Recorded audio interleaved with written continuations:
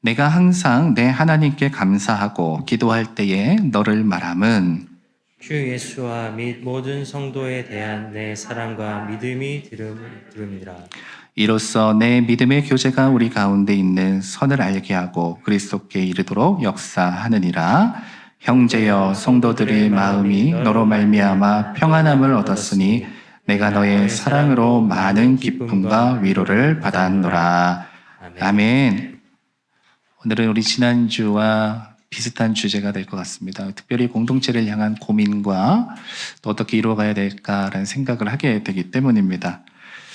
어떤 사람을 볼 때 그 사람이 평상시에 보이지 못했던 그리고 미처 알지 못했던 어떤 모습을 보면서 그거 반전 매력이다 이렇게 이야기할 때가 있습니다. 예상치 못한 어떤 사람의 행동, 예상치 못한 어떤 사람의 삶의 모습을 보면서 그게 매력적으로 다가올 때가 있는 것이겠죠. 근데 생각해 보면 반전 매력이라는 것은 사실 그 사람이 원래 가지고 있었던 모습인데 그것을 보는 상대방이 찾지 못했던 모습이기도 하죠. 그래서인지 그것이 매력으로 계속 이어지느냐 아니면 실망감으로 이어지느냐의 차이도 있는 것 같습니다. 왜냐하면 이 사람은 똑같은데 이 한 사람이 그 사람을 바라보면서 이게 매력적으로 느끼고 계속해서 그것이 매력적으로 느껴지느냐 아니면 이것이 처음에는 매력이었는데 실망감으로 바뀌느냐의 차이가 일어나게 된다는 거죠. 특별히 우리가 점점 더 매력적이 되려면 반드시 필요한 조건이 있는데 그 한 사람의 삶이나 인격이 그것을 뒷받침해 줘야 된다는 거죠. 왜냐하면 한 사람의 그 본질적인 모습과 그 사람이 가지고 있는 매력과는 연결되어진다는 거예요. 그래서 처음에는 이런 모습이 참 매력적이었는데 라고 생각했다가 점점 알아가면 알아갈수록 그것이 실망감으로 바뀌는 경우도 있고요. 아니면 이런 모습이 있었어 라고 놀랐는데 알아가면 알아갈수록 그게 점점 더 그 사람의 모습 속에서 발견되어지는 매력이 되어지는 경우도 있기 때문입니다. 자, 왜 이 말씀을 드렸느냐 하면 우리가 가지고 있는 이 본질이 세상 가운데서는 어떻게 비춰질까? 사실 우리는 그 현실을 잘 알고 있습니다. 오늘날 우리가 세상 속에 비춰지는 이미지나 모습들이 어떠한지 세상의 따가운 시선들 너무나 잘 느끼고 있습니다. 전도하는 것이 쉽지 않은 시대라고 말합니다. 교회를 이야기하고 예수님을 소개하는 것이 굉장히 어려운 시대. 그런 시대, 어느 때보다도 교회에 대한 인식이 부정적인 시대가 도래하게 됐다는 거죠. 그럼 우리는 이렇게 항변할지도 모릅니다. 그것은 교회에 대해서 오해해서 그래요. 물론 그렇습니다. 오해하는 부분도 있고 제대로 알지 못하는 부분도 있죠. 그런데 여러분 그런 거예요. 이 사람은 그대로인데 누가 그것을 보느냐에 따라서 그것이 매력이냐 실망이냐의 문제가 아니라 알아가면 알아갈수록 매력이 되느냐 아니면 알아가면 알아갈수록 실망이 되느냐의 차이를 이야기하고 있는 겁니다. 만일 우리가 가지고 있는 이것이 오해예요. 이것은 잘못한 거예요. 우리는 사실 그런 모습이 아니에요 라는 것이 우리가 가지고 있는 본질과 맞닿아 있지 않으면 그것이 어그러지고 흐트러져 있다면 우리가 아무리 그렇게 이야기한다고 해도 소용이 없겠다라는 생각을 하게 되기 때문이죠. 때로는 우리는 이런 얘기도 합니다. 하나님은 당신을 사랑하십니다. 너무나 좋은 얘기예요. 교회는 세상의 소망입니다. 너무나 좋은 얘기예요. 그런데 그런 표현과 이야기들이 세상에는 그다지 와닿지 않아요. 그것은 누구에게 와닿는 얘기냐면 그리스도인들에게 와닿는 얘기예요.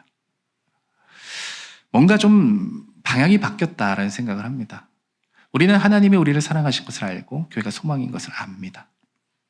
그러나 그것이 하나님이 누군가에게도 사랑의 하나님이시고 누군가에게도 교회는 소망이 되어가고 있는가?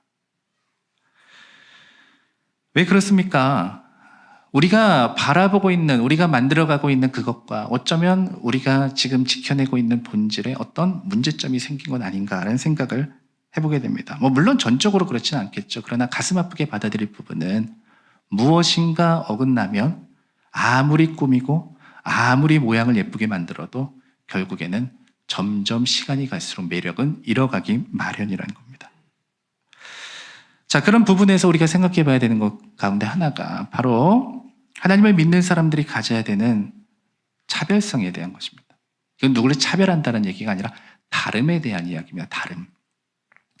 세상과의 다름, 그리고 세상과는 무엇인가 다른 어떤 모습을 가지는 것, 그것에 대한 이야기죠.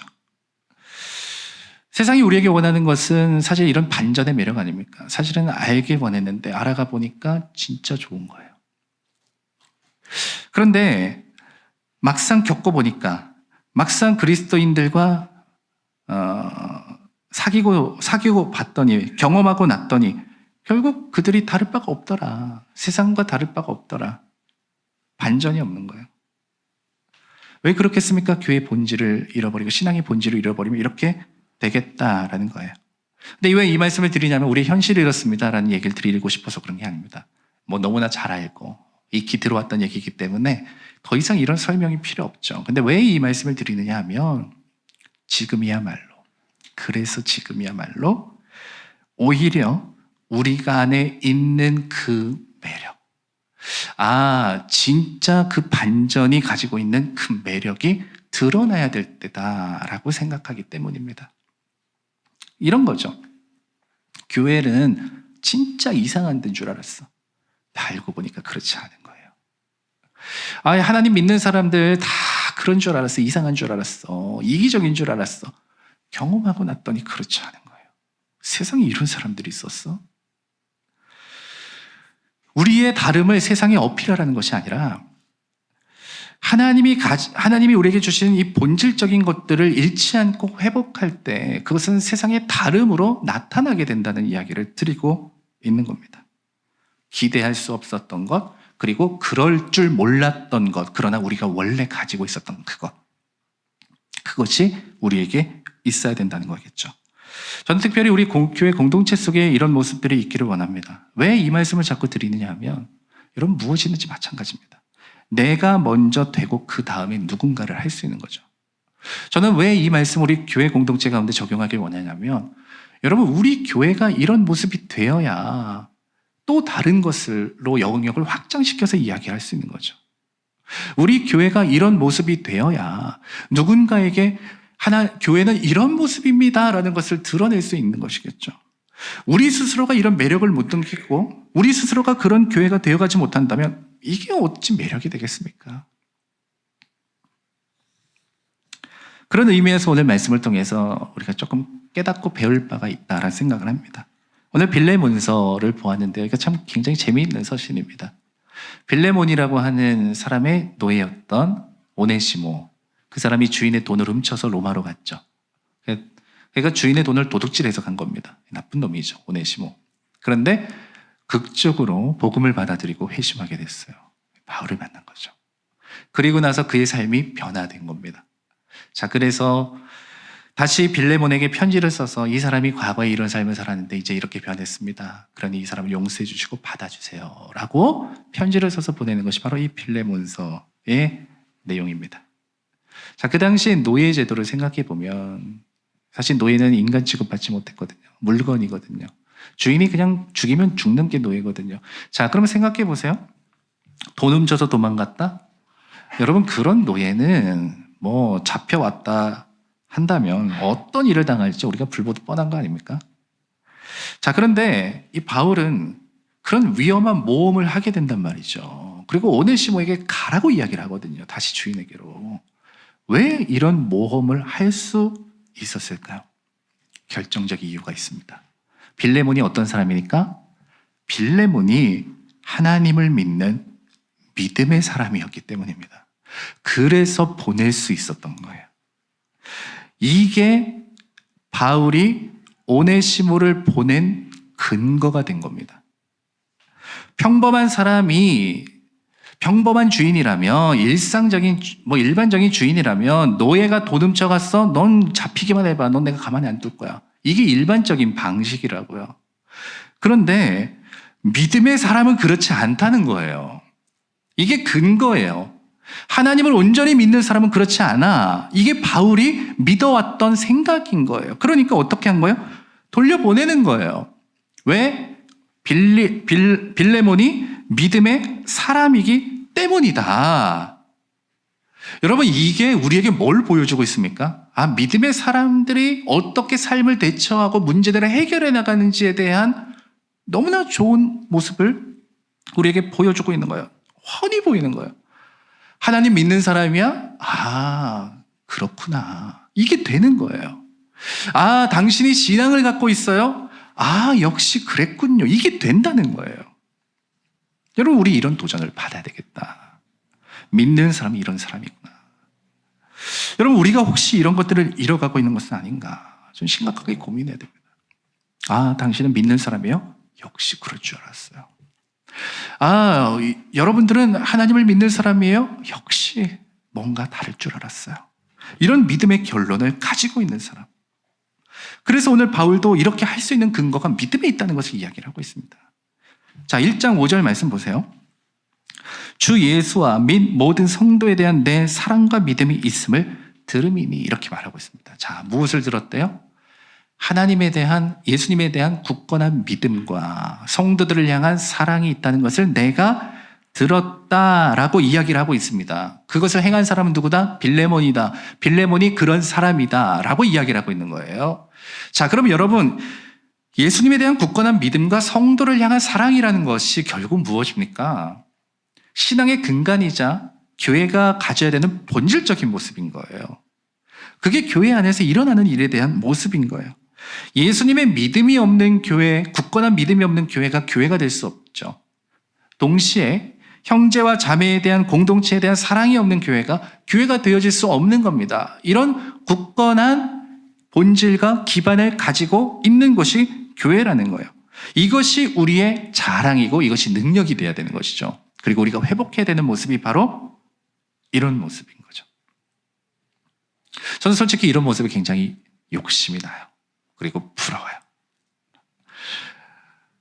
어떤 교회가 뭐 땅을 샀대요, 뭐 건물을 뭐 증축을 했대요, 성전을 새로 졌대요. 여러분, 그런 얘기 들으면 그냥 그런가 보다, 대단하다. 여러분, 그렇게 생각하고 말지, 와, 진짜 부럽다. 우리는 언제 저렇게 되나. 여러분, 그런 생각 저는 일절 안 합니다. 왜냐하면 그것은 보여지는 것일 뿐이거든요. 근데 제가 진짜 부러운 것이 있어요. 뭐가 부러운지 아세요? 성도들의 굳건한 믿음. 하나님 앞에 온전한 믿음을 가지고 있는 교회. 여러분, 그거 참 부러워요. 특별히 성도들의 사랑. 하나님 안에서 사랑이 넘쳐요. 그 교회는 하나님 안에 사랑이 넘쳐요. 부러워요. 부러워. 왠 줄 아세요? 그런 것이야말로 하나님 없인 되는 것이 아니니까요. 그런 것이야말로 믿음 없인 되는 것이 아니니까요. 그런 것이야말로 사랑 없으면 되는 것이 아니니까요. 그런 것이야말로 세상에 없는 것이니까요. 돈을 가지면 건물을 크게 질 수 있지만 돈이 있다고 누군가가 사랑하게 되는 것은 아닙니다. 자, 이제 우리는 이 빌레몬의 모습을 우리의 모습에 한번 대입해 볼까요? 자, 이제 우리가 빌레몬입니다. 이 빌레몬이라는 사람 말고요, 그냥 내가 빌레몬이라고 생각해 보세요. 자, 내 돈 가지고 훔쳐간 그 노예. 어쩌면 나는 그 사람을 굉장히 사랑했을 수도 있고 생각했을 수도 있고 챙겨줬을 수도 있어요. 그런데 너가 감히 내 뒤통수를 치고 도망갔어?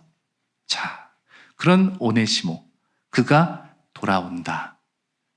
바울의 편지와 함께 돌아온다. 자, 그런 경우가 바로 나의 모습이다라고 생각해 보면 여러분, 나는 어떻게 할 것 같습니까? 그래서 온전한 믿음이 온전한 능력이 되는 거죠. 빌레몬이라는 사람이 다른 사람보다 마음이 착하기 때문이 아니에요. 그럴 만한 형편과 상황이 있기 때문이 아니에요. 우리는 그렇게 생각해요. 저 사람 착하니까, 저 사람 그런 형편이 되니까, 그런 여건이 되니까 이렇게 생각하거든요. 아니에요. 어떤 사람도 그럴 수 있는 마음을 원래부터 가지고 있는 사람도 없고 그런 넉넉한 형편이 되는 사람도 없습니다. 그럼에도 불구하고 오늘 바울이 그렇게 생각할 수 있었던 이유는 무엇입니까? 빌레몬이 무엇에? 믿음에, 하나님께 붙잡혀 살아가는 사람이기 때문입니다. 내가 성격이 좋아서 그러는 게 아니라 하나님께 두 손 두 발 다 들고 살아가는, 하나님께 지는 사람이기 때문에 그런 겁니다. 결국 믿음의 사람들은 하나님께 이기지 못하는 사람이죠. 그리고 하나님께 이기지 못하면 자연스럽게 하나님의 말씀을 따라 살아갈 수밖에 없게 됩니다. 여기서 나타나는 것이 세상과의 다름, 그리고 차이가 나타나게 되는 거죠. 여러분, 이것이 잘 안 되면 우리 자꾸 엉뚱한 것을 합니다. 그리고 자꾸 싸우고 다투고 서로를 원망하고 미워하고 그런 일들이 우리 가운데 일어나게 됩니다. 세상에서 하지 않는 짓을 교회 안에서도 하게 되고 이런 일들이 끊임없이 일어나게 됩니다. 어떤 사람들은 이렇게도 얘기합니다. 원래 복음은 세상을 거슬러요. 맞는 얘기입니다. 맞는 얘기예요. 100% 맞는 얘기예요. 복음으로 살아가다 보면 갈등이 생기게 돼요. 왜 그런 줄 아세요? 복음은 없던 갈등을 만들어내고 감추었던 것을 드러내기 때문입니다. 그래서 복음은 세상과의 갈등이 어쩌면 필연적입니다. 그런데 우리가 드러내는 그 갈등의 이유를 볼까요? 왜 그럴까요? 악한 것을 선한 것으로 바꿔내고 불의한 것을 공의한 것으로 바꿔내고 여러분, 우리는 그런 상황 가운데 복음으로 믿음으로 살아가고 악을 말하는데 미움을 말하는데 사랑을 말하며 살아가기 때문에 갈등이 생겨나게 되는 것입니다. 이렇게 나타나는 갈등이 바로 복음으로 인해서 나타나는 갈등인 거죠. 그것은 실망감이 아닙니다. 여러분, 우리는 과연 세상 속에 이런 갈등을 일으키는 사람입니까? 아니면 실망을 일으키는 사람입니까? 어둠을 밝게 만들기 위한 갈등입니까? 아니면 오히려 사랑을 희석시키는 실망감입니까? 저는 미래를 중요하게 생각하는 사람인데요. 현재가 아무리 잘 돼도 미래가 소망이 없으면 어둡다고 생각합니다. 여러분, 과연 우리는 어떻습니까? 지금 현재의 모습 말고 앞으로 우리는 소망이 있습니까? 아니, 우리 교회는 앞으로 소망이 있습니까? 지금 잘 되는 거 말고요. 앞으로 소망이 있습니까? 소망을 이야기할 수 있으려면 교회는 믿음과 사랑이라는 기반을 결코 잃어버려서는 안 됩니다. 왜냐하면 그것이야말로 세상과 근본적인 맛의 차이를 내는 것이기 때문이죠. 예수 그리스도의 맛. 하나님을 향한 온전한 믿음이 작동되고 사랑이란 본질 위에 뭔가 근본적으로 다른 복음의 원리가 작동되는 것. 그래서 복음의 능력이 나타난다면 그것은 소망이 되어지는 것입니다. 그런 교회는 소망이 있는 교회가 되어지는 것이겠죠. 저는 그래서 이것이 우리에게 필요하겠다. 이것은 언젠가 소망을 말한다고 해서 되는 것이 아니에요. 교회가 세상의 소망이다라는 구호를 이야기한다고 되는 것이 아니라 그것을 믿음으로 살아내는 사람들을 통해서 이루어지는 것입니다. 그리고 그것은 언젠가로 미뤄버려야 되는 것이 아니라 바로 지금이 우리가 해야 된 때임을 우리는 명심하게 됩니다. 그래서 지난주에도 그렇고 이번 주에도 그렇고 조금 더 우리는 이 영역을 교회 공동체라는 부분에 작게 좀 더 우리 내부적인 이야기로 좀 말씀을 드리고 있는 것이 바로 그런 이유입니다. 왜냐하면 먼저 우리가 그와 같이 살아가지 못한다면, 먼저 우리가 그렇게 경험하지 못한다면, 우리 안에서 그런 은혜를 경험하지 못한다면 그저 복음을 가지고 전해야 되는 세상 속에서 무엇인가를 이루어가며 살아간다는 것은 그저 뜬구름 잡는 이야기일 수밖에 없기 때문입니다. 우리 안에서 이루어져야 우리는 그것이 세상으로 확장되어지게 만들 수 있기 때문이죠. 자, 그런 의미에서 오늘 말씀드리고 싶은 것이 있는 거예요. 여러 가지가 있겠죠. 그렇게 되기 위해서. 근데 오늘 빌레몬이라는 사람을 통해서 오늘 깨닫게 되고 보게 되는 아주 중요하고도 아주 핵심적인 우리에게 참 많은 도움이 되는 그 원리 한 가지를 좀 발견해 보려고 합니다. 자, 7절 말씀입니다.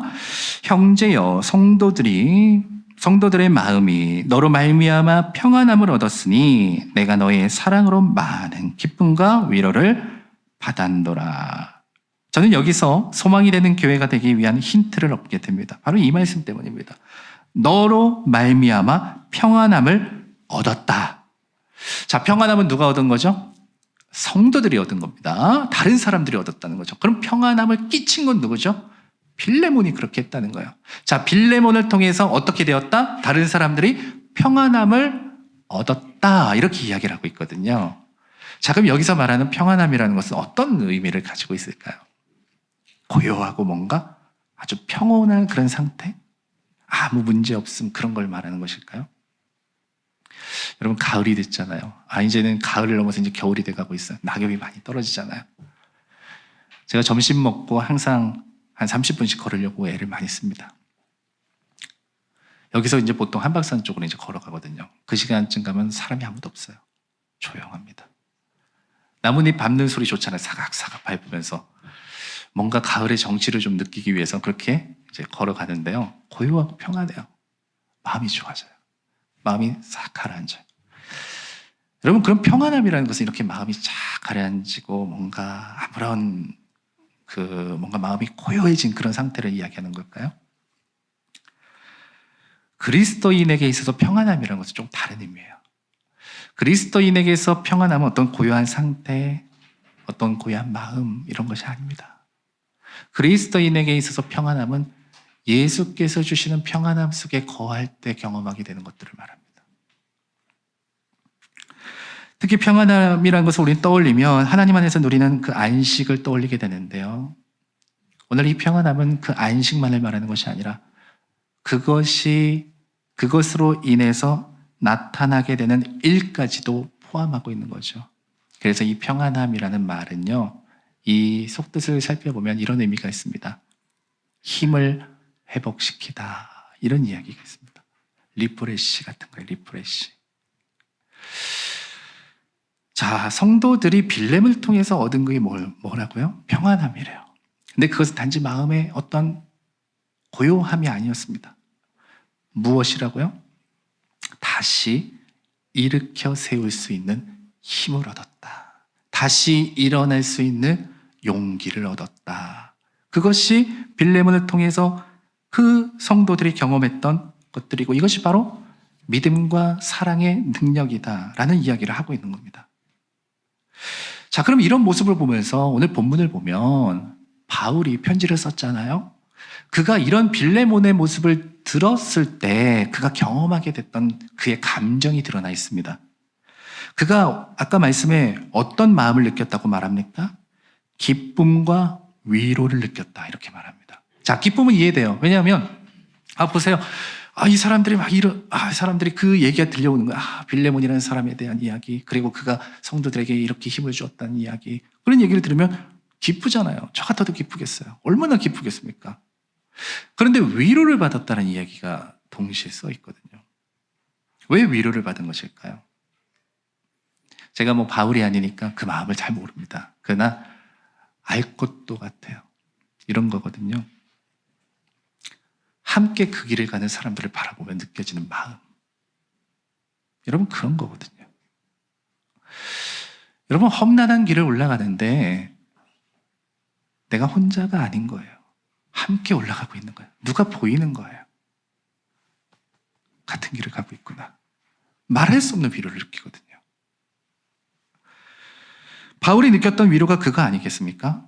사도도 잘 알고 있었어요. 여러분, 그 시대의 신앙을 오늘날의 신앙과 비교해서는 안 됩니다. 여러분, 그 시대에 예수를 영접한다는 것은 내 삶 통째를 내어놓아야 영접하는 겁니다. 내가 예수님을 주로 고백한다는 것은 내 생명을 내어놓아야 가능한 일입니다. 많은 것을 잃을 수 있는 위험이 있다는 거예요. 그러니 그렇게 믿음 생활하는 사람의 삶이 고단할 수 있겠죠. 힘들 수 있겠죠. 쉽지 않잖아요. 그런데 그 길을 잘 가고 있는 거예요. 사랑하는 것은 또 어떻습니까? 여러분, 왜 사랑이 어려울까요? 왜 아무리 얘기해도 사랑이 잘 안 될까요? 사랑은 힘든 거니까 그런 거예요. 누구나 할 수 있고 누구나 쉽게 할 수 있다면 우리는 사랑을 이야기하지 않을 겁니다. 그러나 사랑이라는 것은 굉장히 어려운 것입니다. 왜냐하면 사랑할 수 없는 사람도 사랑해야 되고 미워하는 사람도 사랑해야 되기 때문입니다. 그러니까 그게 어려운 거예요. 그런데 빌레몬의 모습을 보면서 그게 느껴지는 거예요. 그는 그와 같은 애씀과 분투를 가지고 믿음의 길을 가지고 가는 그 사람의 모습만 봐도 내가 위로가 되는 거예요. 회복이 되는 거예요. 그게 바울의 마음 아니겠어요? 여러분, 저는 이게 우리의 모습이 되면 좋겠다는 생각을 합니다. 여러분, 사실 세상 살기가 쉽지 않잖아요. 때로는 외롭고 어디에 내어놓을 데도 없잖아요. 우리가 다 그런 인생의 길을 걸어가고 있다고요. 그런데 여러분, 우리가 서로를 바라볼 때 말하지 않아도 위로함을 느껴졌으면 좋겠어요. 그럼에도 불구하고 하나님께서 허락하신 그 믿음의 길을 걸어가고 있구나. 그럼에도 불구하고 하나님께서 주신 그 마음으로 살아가고 있구나. 나에게 위로가 되고 도전이 되는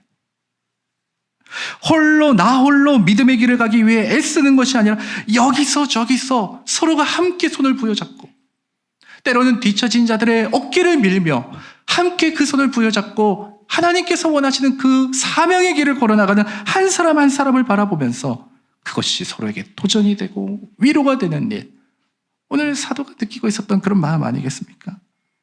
그래서 오늘 빌레몬을 통해서 배우게 되는 게 바로 그런 거예요. 그런 사람은 어떤 일을 하며 살아가느냐는 거예요. 그런 사람의 특징은 뭐냐는 거예요. 오늘 빌레몬을 통해서 보게 되는 거 아니에요? 너로 말미암아 평안함을 얻었다. 누가? 다른 사람들이. 빌레몬을 통해서 그 당시의 성도들은 다시 믿음으로 살 힘과 용기를 얻게 되었다라는 거예요. 그게 바로 우리에게 원하시는 일이고 우리가 힘써야 되는 것이고 그것이 온전히 작동하는 교회의 모습이다 라고 말할 수 있는 거예요. 다시 말하면 당신을 통해 내가 힘이 나고 나를 통해 당신이 힘이 나는 그런 믿음의 공동체, 하나님의 사랑에 붙잡혀 기쁨과 위로가 경험되어지는 것, 그게 믿음의 공동체더라. 그게 우리의 교회가 되어야 됩니다. 여러분, 교회 갔다 오면 마음이 불안해지고 두려워지고 마음이 심란해지고 성도들끼리 만나면 세상에서 하는 것과 진배 없는 일을 하고 그런 얘기를 나누고 뭔가 오히려 하나님 믿음이 자라나게 하는 것이 아니라 오히려 믿음을 깎아먹는, 믿음을 성장시키지 못하게 하는 일들을 하고, 여러분 그런 일들이 일어난다면 여러분 그게 소망이 있겠습니까? 아무리 지금 풍성한 듯 보여도 그게 소망이 있겠습니까? 그러나 여러분 보세요. 나로 인해 당신이 일어설 힘과 용기를 얻는 곳, 당신으로 인해 내가 살아갈 힘과 용기를 얻는 곳, 여러분 그것이 바로 교회의 모습이고 오늘 빌레몬을 통해서 목격되게 되는 하나님의 사람들의 모습인 겁니다. 이런 것들이 온전히 우리 안에서 일어날 때 하나님은 당신을 사랑하십니다가 작동되는 거죠. 교회가 세상의 소망입니다가 이루어지는 것이죠. 여러분 이런 것이 우리 안에서 일어나지 않는데 그것이 무슨 의미가 있겠습니까? 그냥 뜬구름 잡는 소리죠. 그래서일까요? 오늘 빌레몬의 이 이야기를 들은 바울이 확신한 것이 있어요. 무슨 확신하게 됐냐? 빌레몬이라면 이게 작동이 되기 시작하는 거예요. 자, 읽진 않았지만 보세요. 21절 말씀입니다. 나는 내가 순종할 것을 확신함으로 내게 썼노니 내가 말한 것보다 더 행할 줄을 아노라. 꼭 이렇게 해달라는 요청 또 당부 같기도 하지만 저는 이 바울의 표현 속에 이런 마음이 있다고 생각해요. 빌레몬이라면 그러면 그렇게 할 거야 라는 확신이 있었다는 거예요. 빌레몬이라면 이런 부분에서도 하나님께 순종할 거야 라는 것을 그는 믿었다는 거예요. 여러분 이런 모습이 여러분 너무 멋있지 않아요? 이 사람이라면, 이 교회라면, 이 목사라면, 그럴 줄 알아. 그렇게 될 거야. 이것을 우리는 확신해. 여러분 이게 교회와 성도들의 모습 아니에요? 그렇게 안 하면 어떡하지? 불안하다, 두렵다. 이게 우리가 원하던 모습이 아닌데. 이게 하나님이 바라던 모습이 아닌데. 여러분 아닌데가 아니라 그렇게 될 것을 확신한다. 그 사람이라면, 그 교회라면. 여러분 이것이 우리의 모습 아니겠습니까? 우리가 해야 되는 것이 무엇입니까? 그래서 세상의 입맛에 맞추라는 것이 아닙니다. 이것은 세상에 우리를 잘 보이라는 이야기도 아닙니다. 예수 그리스도의 맛을 내라는 거예요. 예수 그리스도의 맛을 내면 세상과는 다른 본질적인 맛이 날 수밖에 없다는 것이고, 그것이 바로 세상에 없는, 교회에만 있는, 하나님을 믿는 사람들에게만 있는 예수 그리스도의 맛이 되어 그것이 누군가에게 소망이 되어진다는 것이겠죠. 이것은 구호로 되는 것이 아니라 그와 같이 살아가는 빌레몬과 같은 한 사람 한 사람을 통해서 이루어진다는 거죠. 저는 우리가 그런 사람이 되었으면 좋겠어요. 우리 한 사람 한 사람이 이 빌레몬과 같은 사람이 되었으면 좋겠어요. 서로가 서로에게 힘이 되어주는 사람, 믿음의 길을 갈 수 있도록 일으켜줄 수 있는 사람. 저 사람을 보면 걱정이 되는 것이 아니라 저 사람을 보면 내가 말할 수 없는 위로를 받는 사람들. 힘이 없는 사람들을 보면 손을 붙잡아 일으켜주고 함께 끌어줄 수 있는 사람들. 오늘 주님의 마음으로 주님의 모든 성도님들에게 소망합니다. 여러분들은 우리 공동체에서 나로 말미암아 누군가를 회복시키는 자로 보내심을 받았다는 것을 여러분 기억하십시오. 그것은 하나님께서 우리에게 주신 사명입니다. 동시에 우리는 어떤 사람이라고 할지라도, 어떤 모양의 사람이라 할지라도 주님이 주신 그 믿음과 사랑의 기반을 통해 그들을 다시 회복시키고 일으키는 일을 서로가 감당하여 서로가 서로에게 기쁨이 되고 위로가 되고 하나님이 원하시는 그 교회의 모습을 회복해 나가고 세워나가는 그런 저와 여러분들이 되었으면 좋겠습니다. 이것은 위대한 길입니다. 이것은 넓은 길이 아니라 좁은 길입니다. 누구나 가려고 하지 아니하는 좁은 길입니다. 그러나 하나님이 그것을 원하십니다. 오늘 빌레몬과 같은 한 사람, 나로 말미암아 우리 교회가 한 사람이, 그래서 그 회복을 통해서 세상 속에 여전히 하나님이 소망이 되고 그 복음이 소망이 됨을 능히 증명할 수 있는 그런 믿음의 사람들로 세워지는 저와 여러분 되었으면 좋겠습니다. 여러분 이 마음 잃지 말고 이것을 도전하고 결단하시고 이루어가서 하나님이 원하시는 모습으로 우리 공동체를 만들어가기를 주의 마음으로 축복합니다. 함께 우리 같이 찬양드립니다.